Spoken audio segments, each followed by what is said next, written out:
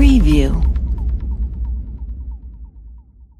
A 3-year-old boy was found dead in a van outside a childcare center in Orlando after a daycare worker allegedly forgot the child was in there, leaving him in the van for nearly 12 hours, police said. At about 8:30 p.m.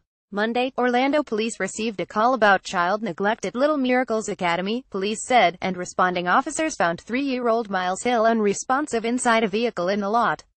The fire department responded and pronounced Miles dead, police said. Miles would have turned 4 years old on August 22, Orlando Police Chief John Mina said at a news conference this morning. This is an absolute tragedy which could have been prevented. The preliminary investigation reveals that on Monday morning a daycare worker picked up Miles and other children at the initial Little Miracles Academy location to take them to another Little Miracles Academy facility, Mina said. The daycare driver then returned to the initial daycare center and didn't realize Miles was still in the van, police said.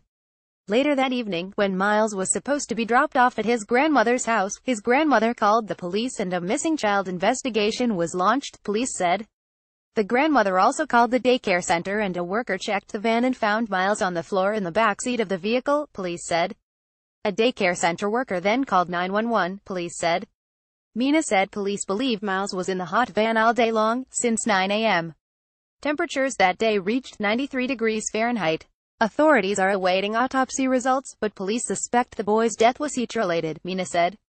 Justin Ross Harris sentenced to life without parole for son's hot car death. WFTVA vigil was held in Orlando, Florida, August 8, 2017, for a 3-year-old boy who was found dead in a van outside a daycare center. Family, friends and members of the community attended a prayer vigil in Orlando to mourn the child's death. Flowers and candles were placed at a makeshift memorial for the boy. During the vigil, the child's grandfather Corey Esters said that one of the hardest parts of the ordeal was knowing that his grandchild suffered, adding that the center should be shut down. Dozens of balloons were then simultaneously released into the sky in remembrance of Miles. If the heat-related death is confirmed, Miles would be the 32nd child to die in a hot car this year, the 5th in Florida, Mina said. The chief today pleaded with every single parent, caregiver, babysitter, to please ensure that we are checking our vehicles for our kids. It just takes a minute. And I know we're all distracted with cell phones, but you got to do something, so that tragedies like this can be avoided.